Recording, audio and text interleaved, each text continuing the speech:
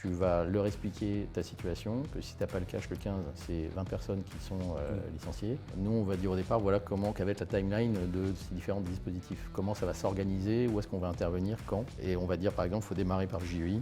L'entreprise doit respecter chaque année les conditions du JEI. Donc, souvent, ce qu'on voit, c'est des entreprises qui font pendant 1 an ou 2 et qui ensuite oublient. J'ai dû payer à l'URSSAF de ma poche. Eh ben, bienvenue dans ce petit regard croisé, le regard croisé numéro 3. Celui-là, il va être sur le financement de l'innovation, mais plutôt à travers les mécanismes publics. Donc, on reçoit Charles-Édouard. Merci. Charles-Édouard que je connais virtuellement depuis maintenant une quinzaine d'années, puisqu'on bosse ensemble depuis ma première boîte, il me semble, depuis Vecchia, pendant l'accompagnement du CIR, et peut-être du jeune entreprise innovante, on va en parler ensuite. Puis ensuite, tu nous as aussi accompagnés sur McLeod, sur Track, une société que j'ai conseillée, et maintenant sur Weir. Et donc, d'après moi, mais on va le vérifier, tu es un méga spécialiste du financement. Moi, j'appelle ça financement et l'innovation par les mécanismes publics. Ouais, il y a toute une palette à ce niveau-là. Et c'est pour moi un point clé du financement des deep tech en France, puisqu'il y a globalement les fonds d'investissement, on en parle beaucoup, des levées de fonds. Il y a le bancaire, il y a le compte courant, etc. Et puis, il y a le financement public en France qui est un levier important. Donc, comme dans ces regards croisés, on parle un peu des leviers de succès des deep tech et des façons d'arriver à ses fins, il fallait faire un épisode là-dessus. Alors avant de rentrer dans le vif, est-ce que tu peux te présenter ta société ex-Sogedev et maintenant EPSA? Qu'est-ce qui s'est passé entre-temps? Comment t'en es arrivé là? Déjà, merci pour l'invitation. Ravi de se rencontrer. Ça fait 15 ans qu'on travaille ensemble. C'est bien de se rencontrer au bout de 15 ans. Ça aurait été même mieux avant. Oui. Donc, Charles-Édouard Cazalet, moi j'ai cofondé Sogedev il y a maintenant très longtemps. Je ne vais pas dire ce que ça fait très vieux. Alors ça, c'est une de mes questions. C'est quand on a commencé à bosser ensemble il y a 15 ans. En vrai, ta boîte, elle avait quel âge? Parce que moi, j'avais en tête qu'elle était déjà grosse. Elle avait 8 ans. Ah d'accord. Parce que c'est 2002. Je ne me suis pas fait arnaquer. Non. Ouais. non, on ne ment jamais. Très bien. Donc création en 2002 avec mon associé, et ensuite pour faire court, on arrive en 2020. On vend Sogedev à un groupe qui s'appelle EPSA. Donc Sogedev existe toujours aujourd'hui, on dirige toujours Sogedev. Aujourd'hui Sogedev c'est à peu près 120 personnes, spécialisées donc, sur le financement et l'innovation comme tu l'as dit. Et donc au sein d'EPSA qui a plusieurs métiers, donc le groupe EPSA aujourd'hui c'est 5000 personnes.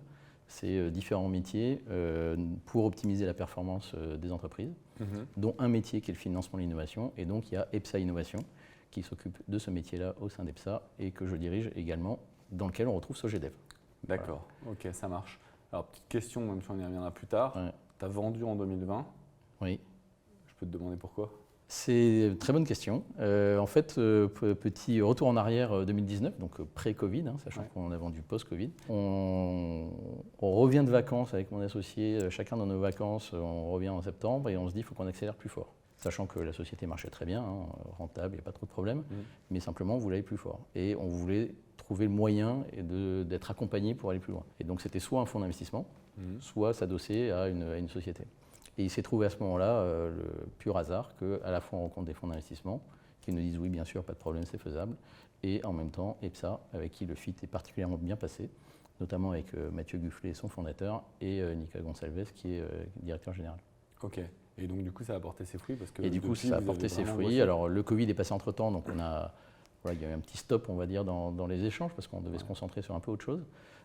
Mais ça a repris à l'été, donc ça s'est conclu à l'été 2020. Et on est très contents parce que ça nous permet à la fois de vivre d'autres aventures entrepreneuriales, à nos équipes également de vivre aussi d'autres aventures au sein du groupe EPSA, et en même temps de développer toute la partie internationale, puisque à l'époque Sogedev était quasiment pas international. On avait une filiale au Brésil, et aujourd'hui on est dans 9 pays, donc ça permet de voir d'autres horizons. Ok, une belle réussite. Alors justement, je pars en 3 chiffres pour résumer EPSA Innovation. Vous êtes combien aujourd'hui? Vous accompagnez combien de dossiers? Alors on a fait, si on parle au global et après je vais parler de la France, on a fait une grosse acquisition au mois de fin avril, début mai. Donc aujourd'hui on est 1800 à peu près. On va faire à peu près 180 millions d'euros de chiffre d'affaires cette année. Et si on prend la France, on est 250 et à peu près une trentaine de millions d'euros de chiffre d'affaires. D'accord. Et toi tu diriges l'ensemble? C'est ça. Ouais. Je co-dirige l'ensemble avec Maria Corominas qui est la dirigeante de la société qu'on a rachetée au mois d'avril. D'accord. Bon canon. Belle réussite. Merci. M'incline. Ok, donc maintenant on rentre un peu dans le vif. Concrètement, donc les financements publics en France, de mon point de vue, c'est la deuxième source de financement pour une société innovante, voire parfois même la première quand tu n'as pas forcément une capacité à lever des fonds monstrueux au départ et que tu n'as pas beaucoup de cash à mettre en perso.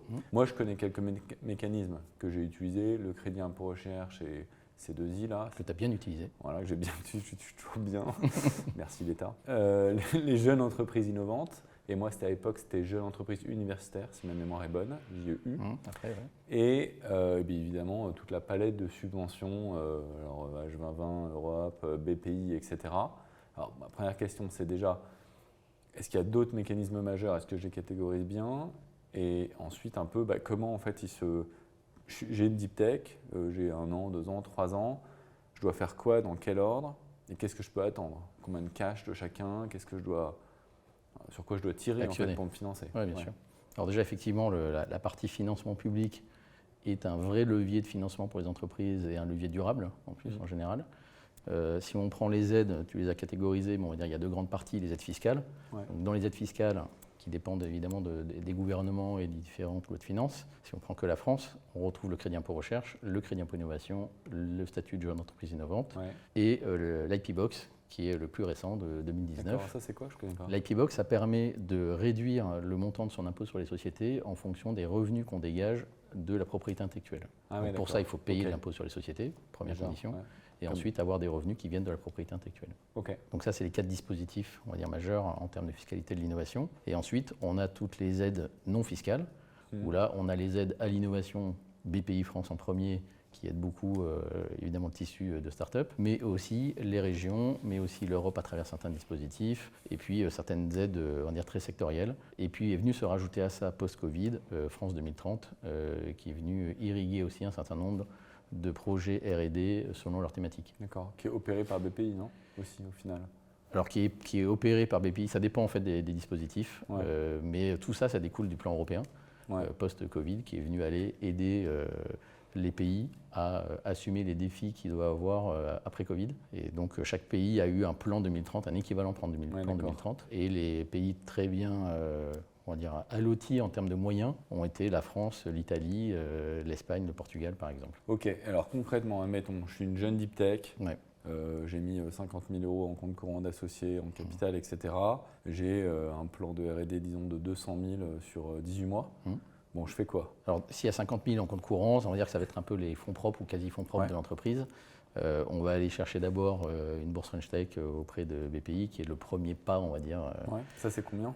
Ça c'est 30 000, 50 000, ça dépend. Okay. Mais bon, et en termes de délai? Petits montants. Et ça peut être assez rapide. C'est quelques mois, c'est 1, 2, 3 mois. Donc ça peut être assez rapide. Et là, on a toujours les conditions 50-50.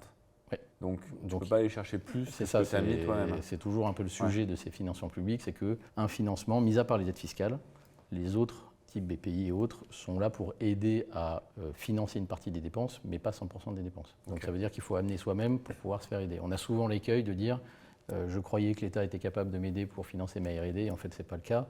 Si c'est le cas, mais il faut soi-même céder un peu, on va dire. Ou trouver les moyens de céder un peu. Voilà. Donc une bourse French Tech à 30-50 000. C'est ça. Ok, après là je fais un peu de chiffres, etc. Un peu de chiffres. On imagine que la société n'est pas encore rentable. En général, on est en deep tech, ce n'est pas le cas. Donc on va commencer à avancer et on va commencer peut-être à aller intéresser les premiers investisseurs. On va peut-être faire un premier tour de Business Angel ou Friends and Family, peu importe, ça dépend. Et là, on va commencer à relever un peu de fonds, 100 000, 200 000, 500 000. Et là, on va commencer à avoir un premier effet de levier où on va aller chercher un autre financement BPI ou équivalent selon sa thématique. Et puis en même temps, quand on va aller chercher ces fonds-là, c'est bien souvent pour dépenser en R&D. Donc on va aller recruter des personnes en R&D, parce qu'au début, souvent, on est un peu bootstrappé et on n'a pas beaucoup recruté, on n'a pas beaucoup dépensé. Mais le premier tour permet de faire les premières dépenses. Et là, on commence à aller aussi faire le levier sur la partie fiscale. Puisque quand on va recruter des développeurs, par exemple, on va avoir les premiers salaires et donc au bout de la première année fiscale, on va pouvoir demander un crédit impôt recherche ou crédit impôt innovation sur la base de ces dépenses pour ce qui est éligible. Ok. Alors là, en termes de montant, dans mes souvenirs, à une époque, c'était 30%, 20, puis 20%, etc. Moi, je ne suis plus les dossiers. C'est ça, c'est 30%. Je les délègue entièrement, donc je ne sais plus. Sur la partie crédit impôt recherche, crédit impôt innovation, c'est 30%. Donc 30% de l'assiette de dépenses, qui est globalement les salaires, et quelques dépenses externes de sociétés qui sont agréées, c'est ça? C'est ça, on peut faire appel à de la sous-traitance pour faire sa R&D, mais soit elle est publique et auquel cas elle est agréée, enfin elle est éligible, soit elle est privée, auquel cas il faut demander à son sous-traitant d'être agréé Crédit Impôt Recherche ou Crédit Impôt Innovation. Et ce qui permet de rentrer une partie des dépenses dans ses propres dépenses. Donc globalement, pour faire simple, 30% de ma R&D va passer en Crédit Impôt Recherche, schématisé. Schématisé, ouais. Et ça, à la fin de l'année, quand je dépose mes comptes avec ma liasse, je déclare. Ouais. Là, j'attends. Alors, je suis bien placé pour savoir qu'on peut attendre longtemps. En théorie, c'est 6 à 9 mois. En pratique, ça peut Nous, on être, observe, on a à peu près 1500 clients en France là-dessus. Ouais. On observe un délai de remboursement, oui, qui s'est un peu allongé ces derniers temps, mais je vais expliquer pourquoi. Mais on observe 4 à 5 mois de délai de remboursement moyen. Ah bon? C'est Entre une moyenne. le dépôt de la liasse et Ouais. le vrai remboursement? La réalité, D'accord. ça va de quelques semaines à plus d'un an. Ok.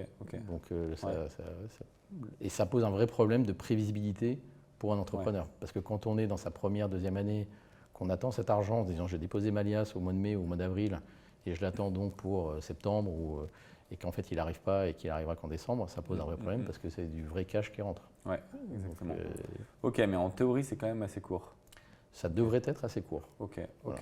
Donc CIR, ça vient financer 30% de ma R&D. Donc admettons, si je dépense 100 000 en R&D, ça va me rapporter 30 000. Alors avec fin d'année plus décalage de 6 mois. C'est ça. En amont, j'ai pris la bourse French Tech pour 30 à 50. C'est ça. Bon, si je relève, je peux plus ou moins essayer de faire 50-50 subventions par rapport à ma levée. Ouais. Et après, il y a JEI. Comment ça s'orchestre? Alors JEI, peut-être juste un point pour notamment ceux qui font leur business plan, leur premier business plan. On voit souvent l'erreur de mettre le crédit impôt recherche dans le BP de la première année et de dire ça c'est une ressource supplémentaire, une ressource financière. Comme tu l'as dit, ça va arriver qu'en année 2 et plutôt au deuxième semestre. Donc on peut l'inscrire économiquement dans l'année 1, mais en trésorerie, ça n'arrivera qu'au deuxième semestre de l'année 2. Dans le PNL, c'est en année 1, mais en cash flow, c'est en année 2. C'est ça, et quand on construit son BP et que à la fin du le nerf de la guerre, c'est le cash, il faut en tenir compte. Alors petit bémol, parce qu'il me semble que maintenant, les banques, en tout cas les miennes, elles financent éventuellement le gap ou l'attente entre les deux. Si tu as un bon dossier, typiquement c'était accompagné en fait. Nous, on a dû prouver qu'on était accompagné. On s'est fait financer le CIR en attente. Et alors, il y a des banques qui font ça, effectivement. Ça dépend quand même de la qualité de l'entreprise en termes de notation financière. C'est là où ton parcours d'entrepreneur a sûrement beaucoup servi aussi. Mais il y a aussi des acteurs privés, type Neftis, que tu connais peut-être, qui permettent aussi de financer ou préfinancer le crédit impôt recherche. Ah oui, d'accord. Donc ce pas des banques, cash. c'est un peu de l'affacturage de crédit impôt recherche. Voilà, c'est un fonds, en fait, c'est un fonds privé, concrètement, mais qui fait que du financement de crédit impôt recherche. Et donc, il y a soit votre banque, soit des acteurs comme Neftis. C'est des taux d'intérêt classiques. La banque, encore une fois, ça dépend de la notation financière. Si on prend Neftis, c'est sur leur site internet, de mémoire, c'est Euribor plus 4,25, quelque chose comme ça. Donc ça doit tourner autour de 6-7%. Ce qui peut paraître élevé en termes de taux, ce qui est assez faible quand on parle de financement de start-up. Une dilution coûte beaucoup plus cher. Ok, et pour finir, donc pour la partie JEI, donc la partie JEI, elle permet de réduire les charges sociales qu'on va avoir sur le personnel de R&D, donc tous les développeurs qu'on va avoir notamment. Où aujourd'hui on a un taux de charge patronale, donc quand on a 100 € de salaire brut, on paye 40 € de charge patronale en France. Avec un JEI, on va plus en payer à peu près que 20. Donc ça divise par 2 les charges patronales. Donc dans les faits, ça enlève 25% de tes charges totales. Ça enlève, alors si tu prends les charges patronales. Tu payes un gars 50 000 net, alors tu payes globalement 50 000 € de charge, et en fait ça t'en enlève à peu près 15 000. Ouais, dans ces eaux-là. Ouais, d'accord. Ok. Ça, c'est extrêmement intéressant parce que ça, c'est dès le recrutement des personnes en R&D. Donc, dès le premier jour, on peut faire son statut JEI. D'accord. Et ça, c'est valable pour 7 ans toujours? Ça peut aller jusqu'aux 8 ans de l'entreprise. Pareil, écueil qu'on voit régulièrement, c'est des entreprises qui font bien la première étape qui est de déposer une demande pour savoir s'ils sont éligibles au JEI. Donc, il y a des conditions, bien sûr, à respecter. Et qui pensent que cet accord qu'ils ont obtenu la première année ou la deuxième est valable pendant les 8 ans. Ce n'est pas vrai. La réalité, c'est que l'entreprise doit respecter chaque année les conditions du JEI. Donc, souvent, ce qu'on voit, c'est des entreprises qui font pendant 1 an ou 2 et qui ensuite oublient. Et au bout de 4-5 ans, quand elles ont bien grossi, qu'elles bénéficient toujours du jeune entreprise innovante, en tout cas qu'elles appliquent les exonérations, on a un problème, c'est qu'elles ne sont plus éligibles en fait. Et tout le monde est passé à travers. Voilà. Puisque je me suis tapé un contrôle JEI post-vente de ma première boîte et le fonds a activé ma garantie d'actifs passifs. Voilà. Et j'ai dû payer les La magnifiques différence. 90 000 euros à l'URSSAF de ma poche. C'est ça. Donc, un petit conseil aux entrepreneurs, c'est si vous êtes JEI, vérifiez chaque année ou demandez à votre expert comptable ou au cabinet qui vous conseille de vérifier chaque année que vous respectez les conditions pour éviter exactement ce que tu as eu, un contrôle URSSAF a posteriori avec quelques désagréments. Ouais, exactement. Ok, compris sur les mécanismes. Donc grosso modo, de la sub au fur et à mesure qu'on a du cash à mettre en face pour pouvoir faire 50-50. Du CIR, dès la première année, tout le temps pour 30% de l'enveloppe de R&D. Par contre, attention, on est payé, on va dire, sur l'année suivante, en milieu d'année suivante. Et la jeune entreprise innovante, si on respecte les critères d'investissement, de détention, etc. Moi d'ailleurs, je ne les respecte plus depuis WIR parce que WIR est détenu par une holding de holding. Oui, on a le droit à un étage. Bah ouais. En fait, pareil, on a souvent la question, une JEI doit être détenue à plus de 50% par des personnes physiques ou par des fonds d'investissement qui sont structurés en tant que fonds d'investissement. Et on a le droit à un étage. Donc il y a le droit à une holding dans laquelle il y aurait les personnes physiques ou éventuellement les fonds d'investissement, mais on a le droit à un seul étage. Et donc les doubles étages, comme ça arrive de temps en temps, ça ne marche plus. Ouais, ok. Et tout ça, globalement, alors moi, mon souvenir lointain, par exemple, dans des boîtes assez simples comme VK, qui était une boîte de logiciels, ça me finançait quand même, je pense, 40% de ma R&D, globalement. Parce qu'avec le CIR d'un côté, la défiscalisation de l'autre et les subs qui viennent au fur et à mesure, alors tu ne peux pas superposer 50 programmes de subvention, mais ça rapporte ça quand finance même, beaucoup, parce que quand on réduit les charges patronales sur ses équipes de R&D, qu'en plus on a le crédit impôt recherche qui va financer à peu près 30%, qu'on est allé chercher des aides BPI par ailleurs, voire potentiellement encore d'autres aides, c'est vrai que chaque année, on peut aller financer 30-40%, voire plus de sa R&D. Et c'est là où, c'est l'intérêt de tous ces dispositifs, à la différence d'une levée de fonds, c'est que si on travaille ça correctement, c'est relativement certain. C'est assez automatique. C'est assez automatique et c'est un vrai moyen de financement sur le long terme. Je pense que si tu fais le calcul, toi, dans les différentes entreprises que tu as eues, du montant de crédit impôt recherche que tu as reçu et des autres aides, c'est assez significatif. Plus sub, plus JEI, sur 15 ans d'entrepreneuriat, moi je dois être à 8 millions, je pense, au total. Et lever 8 millions, c'est pas si simple. C'est pas si simple. Au début. Alors ça, c'est le côté positif. Ensuite, on va parler du côté paperasse. Ok, donc ça, c'est ce que je peux obtenir au bout d'un certain temps. Alors les grandes questions, c'est du coup votre rôle là-dedans. Parce que qu'est-ce que vous faites dans cette histoire? Combien de temps ça prend? Comment on s'y prend pour bosser avec un CAB? Bon, et en toute transparence, avantage, inconvénient. Parce qu'en fait, quand même, on peut aussi le monter tout seul, son dossier. Pourquoi bosser avec vous, un cabinet équivalent? Combien vous coûtez? En fait, déjà, comment ça marche? Si moi, je toque à ta porte et je te dis, moi, je voudrais une sub BPI, j'ai un programme de 200 000, il va se passer quoi concrètement? Déjà, la première chose, c'est qu'on analyse justement un peu ta situation, à la fois en termes de projet de développement, donc que ce soit R&D, que ce soit recrutement, que ce soit développement à l'international éventuellement, et ensuite les moyens dont tu disposes. D'accord. Donc qu'est-ce que tu as comme fonds propres, ou aujourd'hui est-ce que la société fonctionne déjà et est rentable, donc on va regarder ça. Et à partir de là, et évidemment les dispositifs que tu as déjà mis en place ou pas. Et à partir de là, on va te conseiller, déjà la première étape, c'est de te dire, voilà ce à quoi tu pourrais prétendre. Ça, c'est avant toute intervention de notre part, on va dire, ça c'est le conseil gratuit qu'on fait de manière... Pas travailler pour rien ensuite. Oui, c'est ça, pour ne pas travailler, puis en même temps, pour que toi déjà tu saches où tu mets les pieds. Si tu dois travailler avec nous, on va te dire, voilà, sur les dispositifs sur lesquels on va pouvoir accompagner et ce qu'il faudrait que tu fasses. Et après, libre à toi de le faire tout seul ou pas. Jusque-là, nous, il n'y a rien de payant. Tout va bien. Tout va bien.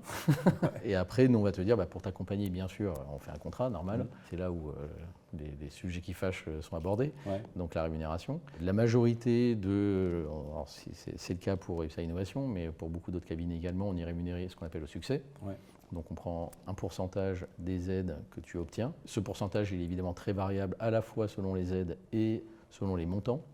On imagine bien qu'on ne prend pas le même... La grosse fourchette, on va dire 5 à 10. Oui, la grosse fourchette, c'est 5 à 12, 13 selon les dispositifs. De l'aide obtenue. Voilà, de l'aide obtenue. On imagine que sur une toute petite aide, ça va être plutôt le haut du panier. Et sur même des très grands comptes, on travaille pour des très grands comptes. Et également, ça, on vous paye quand on obtient l'aide?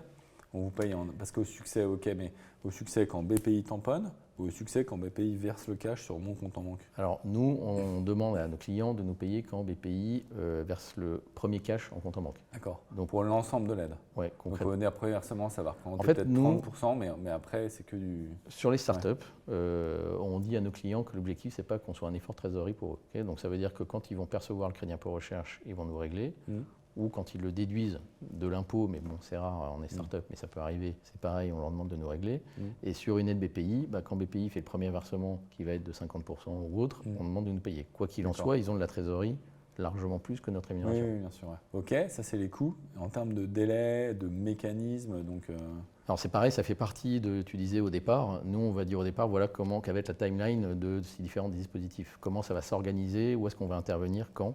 Et on va dire par exemple, il faut démarrer par le JEI, ensuite on va faire l'aide BPI et à la fin on va faire le crédit impôt recherche. Et donc on va structurer un peu l'accompagnement comme ça, et nos équipes vont se mettre en relation et on va faire en séquentiel, voire en parallèle, selon ce qui est décidé. Okay. Et donc c'est là où on va solliciter les équipes à la fois R&D et financières sur l'audit des projets de R&D pour comprendre en quoi ils sont éligibles. Et donc là c'est tout notre travail par rapport à notre expérience, par rapport à ce qui est attendu. Donc là c'est des gars un peu tech. C'est des gars un peu par tech. Exemple, on a un gars qui s'appelle Caïs là, depuis une dizaine d'années.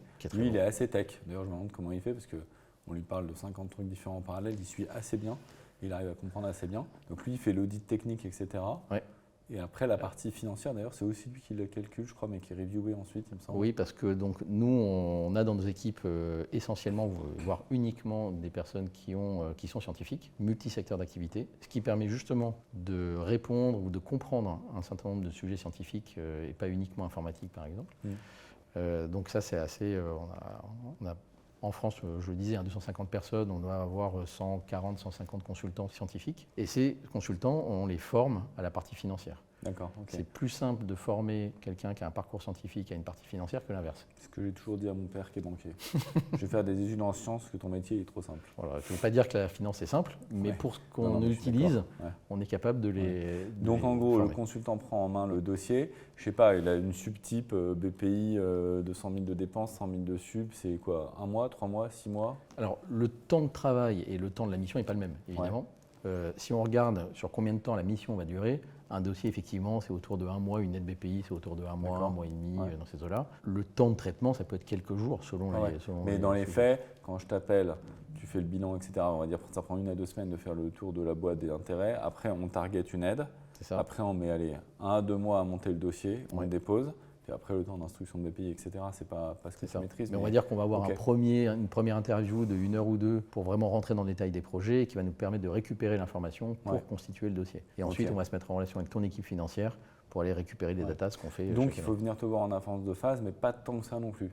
C'est-à-dire qu'en gros, en 2 mois, tu peux déposer un dossier avec premier contact 2 mois avant. Oui, petit bémol, c'est que quand on parle d'aide non fiscale, dans la majorité des cas, elles ne sont pas rétroactives. Ouais, d'accord. Donc, ce qui veut dire qu'il ne faut pas venir en disant j'ai fait mon projet, ça y est, il est quasi fini. C'est pour un projet futur. Voilà, donc il faut quand même venir en amont de tous les projets de R&D pour être sûr de ne rien rater. Ok.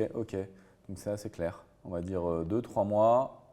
40% de R&D qui peut être pris en compte, et toi tu prends entre 5 et 12% selon, on va dire, le client. Et ça inclut tout l'accompagnement, y compris quand il y a des dossiers ultérieurs à faire, quand il y a un contrôle fiscal, on y viendra très probablement, mais le contrôle fiscal est sur lequel je pense qu'on t'a accompagné aussi quelquefois. Merveilleusement, voilà. Quel plaisir.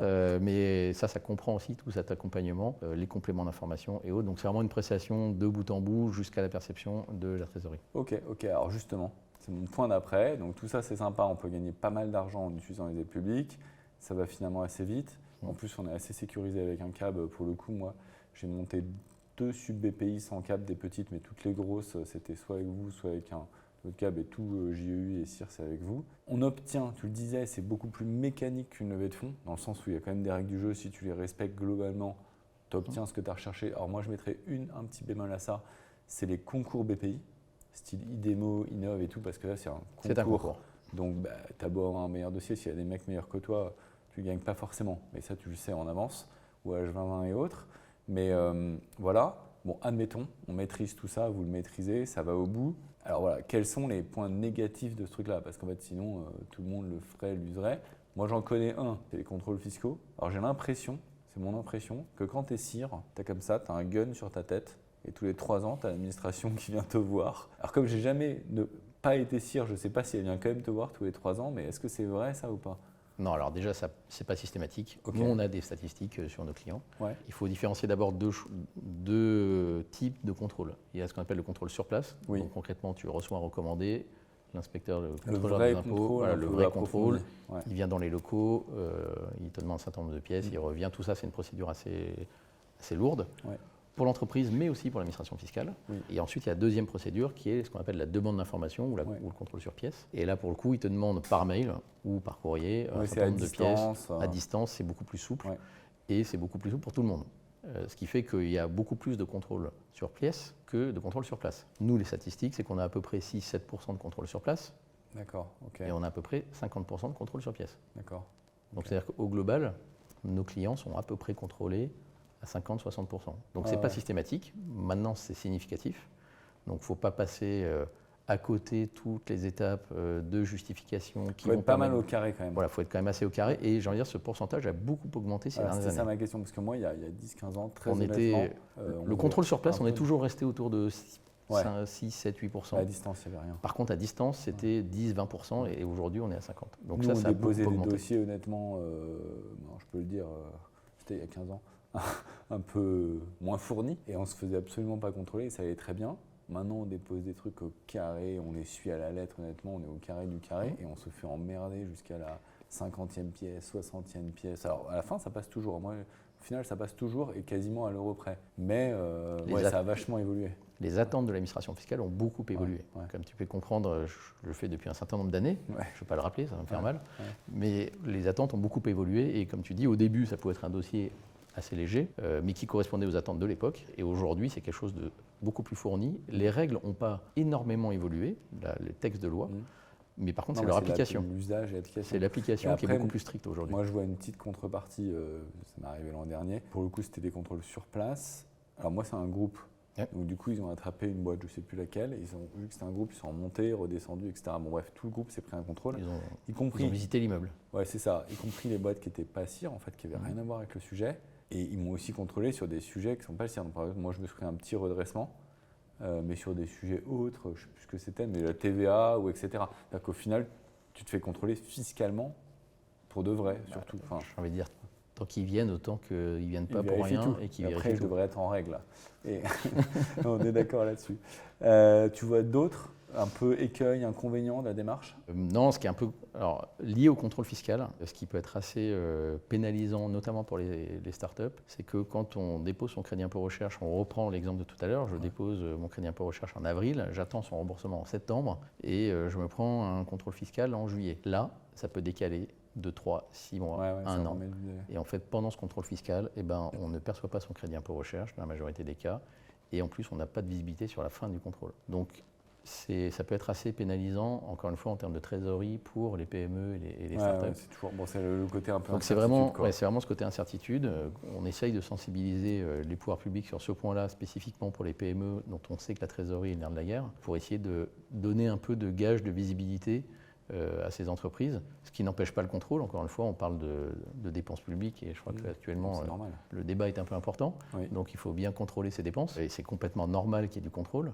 Néanmoins, donner de la visibilité dans ce contrôle, à minima pour les PME, ça serait pas mal. Donc je dirais un des points faibles, c'est ce manque de maîtrise du timing sur le ça c'est toute la commande publique, contrôle public, commande publique, tout ce qui est public, de toute façon, il y a ce problème-là.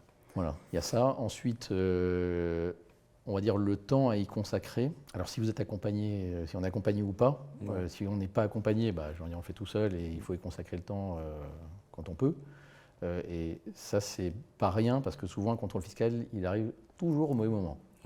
Voilà. Il n'arrive jamais quand on n'a rien à faire. Donc, ça prend du temps aux équipes. Ça prend du temps aux équipes. D'obtenir ce qui veut dire que c'est de la préparation. Donc, soit on le fait tout seul et on est suffisamment organisé pour le faire tout seul et prendre ce temps-là, soit on se fait accompagner et on se repose un peu sur son cabinet pour que c'est un peu notre rôle aussi de temps en temps qui n'est pas toujours le plus agréable, c'est de courir après nos clients, de leur rappeler le timing de manière à ce que justement ils ne se retrouvent pas dans cette situation désagréable où on doit aller solliciter les équipes R&D en l'espace de 2 semaines pour répondre à un contrôle. Franchement, c'est vrai que ça prend du temps aux dirigeants. Moi, à l'époque, quand mes boîtes étaient petites, ça me prenait pas mal de temps. Et après, quand tu fais monter tes dossiers CIR et autres, par une partie des équipes, c'est toujours la 5e roue du carrosse du CTO. Et ça le fait. C'est ça. Vraiment, mais c'est à la fois la 5e roue, ce qui est normal parce que par rapport aux priorités business, c'est pas l'urgence. Mais quand on sait que ça finance 30 à 40%. Non, mais ça, il faut le lui rappeler. Voilà. Ok, ça marche. Alors, je te propose de passer aux anecdotes croustillantes.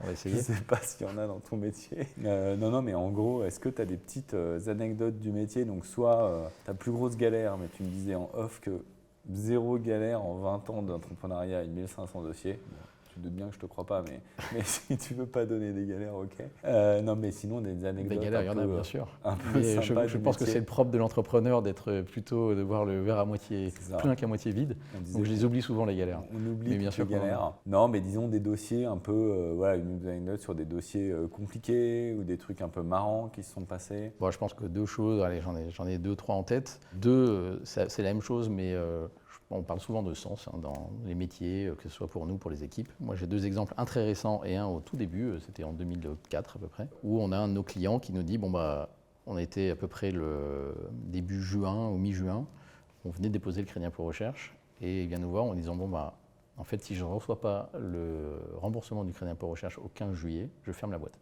Okay. Parce que le 15 juillet, il y a les charges sociales. Je ne pourrais pas les payer si je n'ai pas le crédit impôt recherche. Et là, c'était pas McLeod. Non. Même si c'était vrai, je ne le dirais pas évidemment. Donc là, forcément, on se sent un peu investi d'une mission en se disant qu'il faut qu'on arrive à trouver la solution. Alors, on n'est pas l'administration fiscale, ce n'est pas nous qui avons checké, mais on essaye de trouver des solutions. Et comme tout entrepreneur, on essaye de passer au-delà de, on va dire, de ce qui est du cadre. Voilà, du exact. cadre. Et je me rappelle très bien, j'ai un coup de fil le 16 qui me dit on a reçu l'argent hier, le 15. Merci, tu as sauvé la boîte. Cette boîte-là, elle existe toujours aujourd'hui. Elle est rentable, elle marche très bien. D'accord. Et mais ça, alors vous aviez vraiment fait quelque chose pour on a vraiment fait quelque chose. On peut savoir quoi ou j'ai l'impression qu'on ne peut pas vraiment savoir? Non, mais c'est des conseils en fait tout simples. C'est qu'on se dit aujourd'hui qu'on attend le remboursement, on passe des coups de fil aux impôts. La société, enfin le dirigeant en l'occurrence, m'a dit bah, toi, qu'est-ce que tu peux faire? Moi, je lui ai dit, tu sais, dans ces moments critiques, il n'y a jamais mieux que l'entrepreneur lui-même pour faire passer le niveau de stress et de difficulté dans lequel il est. Le mieux, c'est que tu ailles physiquement au centre des impôts. D'humain à humain. D'humain à humain. Tu vas aller physiquement au centre des impôts, tu vas leur expliquer ta situation, que si tu n'as pas le cash le 15, c'est 20 personnes qui sont licenciées. Ils vont te dire qu'ils ont un ordre de priorité qui fait que tu ne passeras pas en premier, mais tu as peut-être une chance que... Voilà, et là, ça a marché. Et là, ça a marché.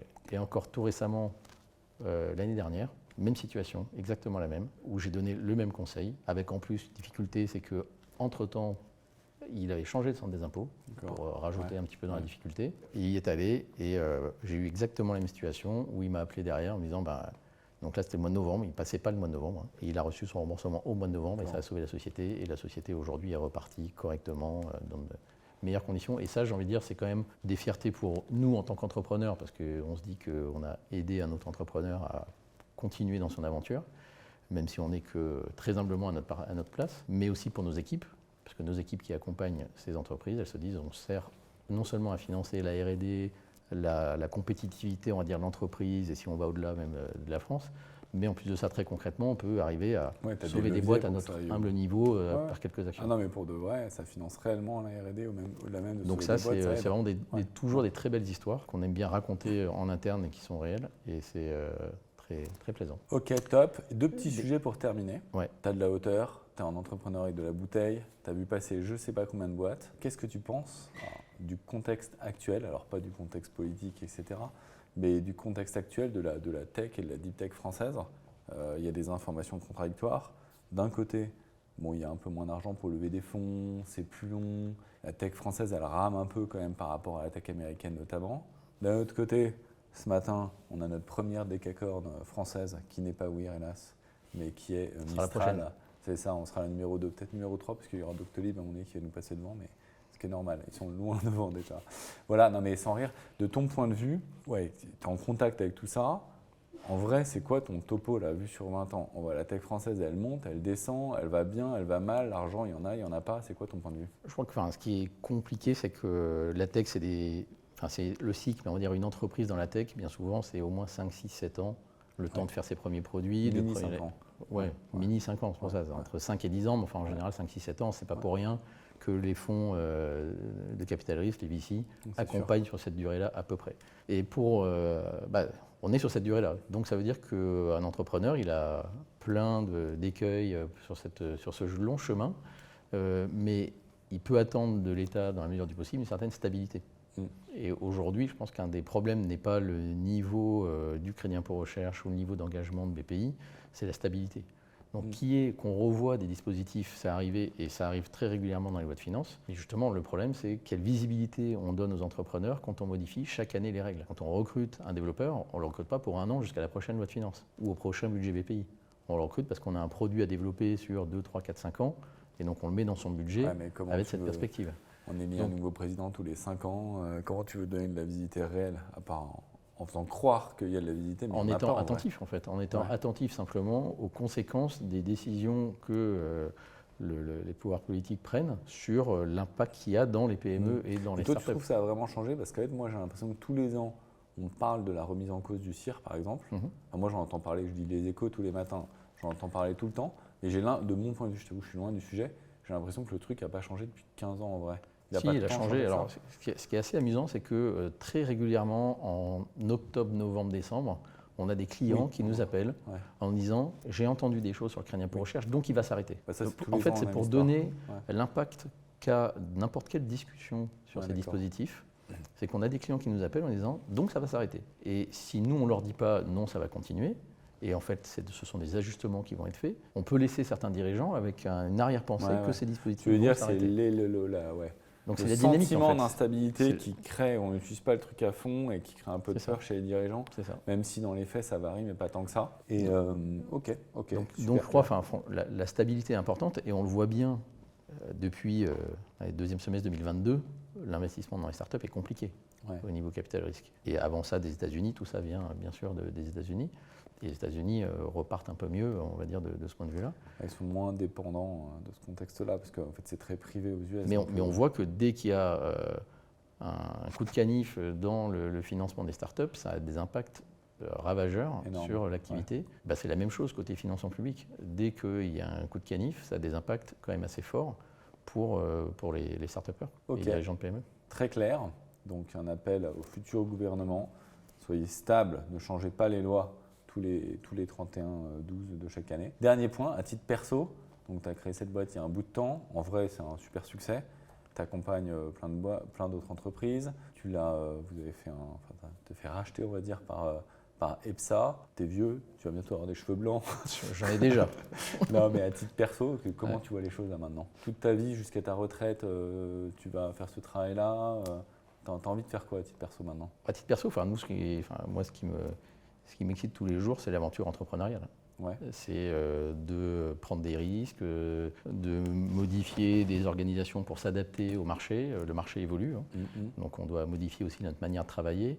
C'est vraiment de sentir le marché au quotidien pour arriver à faire en sorte que l'entreprise dans laquelle on est corresponde toujours à ses attentes de marché. Et après, avec tous les risques qu'il faut prendre, encore une fois, et les succès qu'on a, l'ascenseur émotionnel qu'on peut avoir au quotidien, dans les bonnes nouvelles et les moins bonnes, tout ça, c'est relativement excitant d'avoir une action, on va dire, sur une entreprise et son marché.